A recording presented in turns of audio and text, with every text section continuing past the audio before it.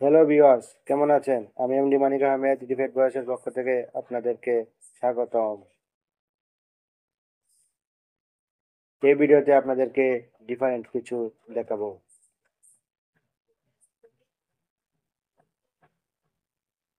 আর মনে রাখবেন, আমার এই চেষ্টা আপনাদেরকে কিছু শেখানোর জন্য। আপনারা যদি শিখতে পারেন তবে আমাদের কষ্ট সার্থক হবে। লেফট সাইডে যেরকম কালারটা দেখতে পাচ্ছেন, এই ধরনের রেকিং কালার অনেকেই করেছেন। রাইট সাইডে যেরকম কালারটা আছে, এটা দেখে অনেকে কনফিউশনে পড়ে যাবেন। এখন দেখাবো রাইট সাইডের কালারটা কিভাবে করবেন, এটা অবশ্যই একটু ক্রিটিক্যাল।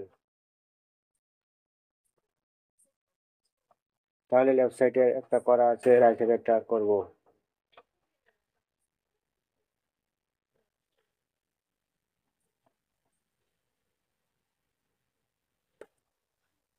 এই যে এটা করা আছে,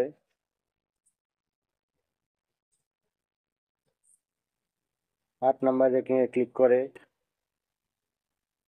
রেকিং 1 2 3 4 5 4 3 2 1 ছিল, আমরা 1 2 3 4 5 6 7 8 করে দেব। উপরে সলিডের জায়গায় 8 বসিয়ে দিব। সিরিয়ালের শেষে সর্বোচ্চ সংখ্যাটা সলিডে বসাতে হবে।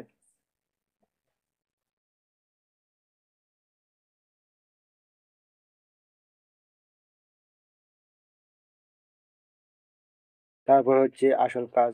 এখন যে কাজটা করতে হবে, আমি নিচে ইন্টারলক কপি করব। সিলেকশন অপশন বক্সে ক্লিক করে মার্ক করে নিচ্ছি, মাউসের রাইট বাটনে ক্লিক করে কপিতে ক্লিক করি।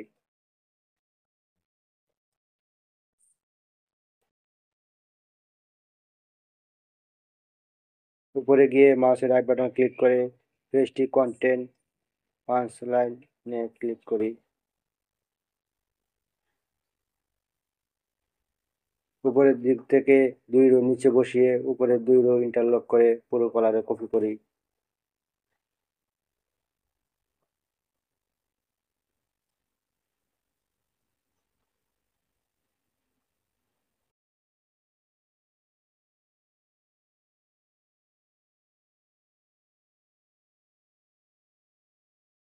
এখন কাটিং প্রসেসটা একটু বাড়িয়ে নিয়ে রেকিং এ 8 নম্বর সংখ্যাটা কাটিং করেছে প্রথম রো পর্যন্ত বসাই।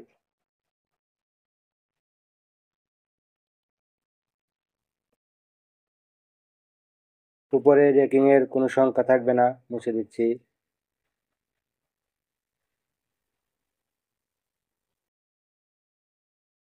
ইয়ান ফিডার টেনশন ঠিক আছে কিনা চেক করে নেই। টেনশন ঠিক মতো না থাকলে বসিয়ে নেই।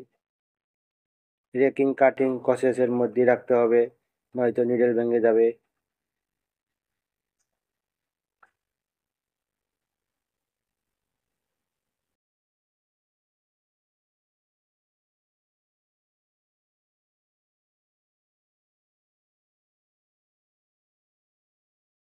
দেখতে পাচ্ছেন কাটিং প্রসেস 2 জায়গায় আছে, এর জন্য যা করতে হবে, এখানে 1 নম্বর ইকোনমিতে ক্লিক করি।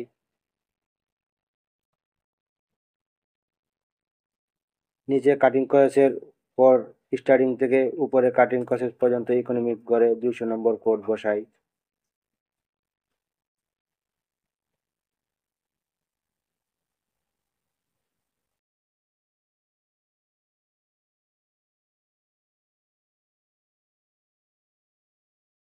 এটা জাম্প টাইম, স্টার্টিং থেকে কাটিং প্রসেস পর্যন্ত জাম্প টাইম বসানো হলো।